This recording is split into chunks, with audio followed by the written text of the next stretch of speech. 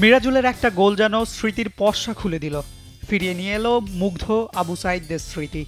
সামাজিক যোগাযোগ মাধ্যম কিংবা দেওয়ালের গ্রাফিটির পর মুগ্ধ সাঈদদের স্মৃতি মিরাজুল নিয়ে এলেন ফুটবল মাঠে। মুগ্ধ ও আবু সাঈদদের স্মরণে মনে রেখো যুদ্ধ করে রক্ত দিয়ে দেশ পেয়েছি। 16 মিনিটে গোল করে ঠিক এই বার্তাটাই দিয়েছিলেন মিরাজুল। তার সেই গোলই মূলত বাংলাদেশকে দেখিয়ে দেয় সেমিফাইনালের পথ।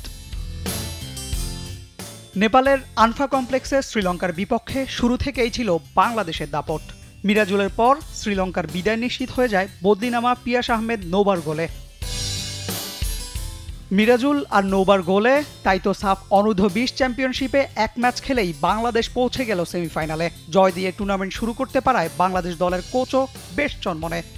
সঠিক প্যাড আর সঠিক তথ্য দিয়ে এসব সামলে নিব এক হয়ে। Mona Lisa sanitary napkin. শ্রীলঙ্কা বেশ ভালো খেলেছে। গত ম্যাচের তুলনায় তারা আজ ভালো করেছে, তবে গোলের দেখা পায়নি। আমরা খুব একটা প্রস্তুতির সুযোগ না পেলেও দল ভালোই খেলেছে। এদিন বাংলাদেশ বেশ অনেকগুলো সুযোগ তৈরি করলেও গোল করেছে মোটে 2টি। এই নিয়ে খুব একটা আফসোস নেই মারুফুল হকের। সত্যি বলতে আমার ফিলোসফি হচ্ছে একটা গোল করতে আপনার কমপক্ষে 8টা সুযোগ তৈরি করতে হবে। আমরা 13-14টির মতো সুযোগ তৈরি করেছি, সেখান থেকে আমরা 2টা কাজে লাগাতে পেরেছি। বৃহস্পতিবার নেপালের সাথে বাংলাদেশ গ্রুপ পর্বের শেষ ম্যাচ খেলবে। সেমিফাইনাল নিশ্চিত হলেও সেই ম্যাচের লক্ষ্য গ্রুপ চ্যাম্পিয়ন হওয়া। নেপালের আর বাংলাদেশের সাথে 2 হারে টুর্নামেন্ট থেকে ছিটকে গেছে Sri Lanka. Ashiq Rakib, T Sports.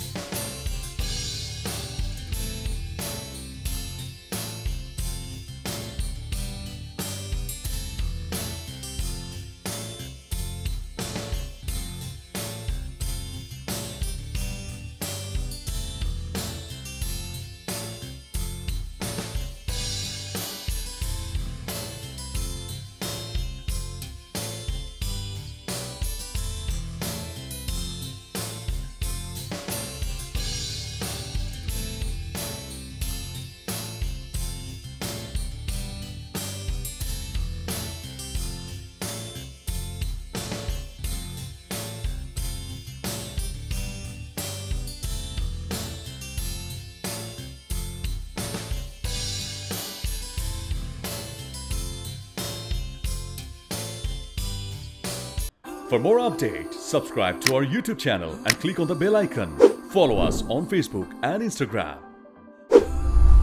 Download T-Sports app to enjoy exciting games and highlights. Visit tsports.com.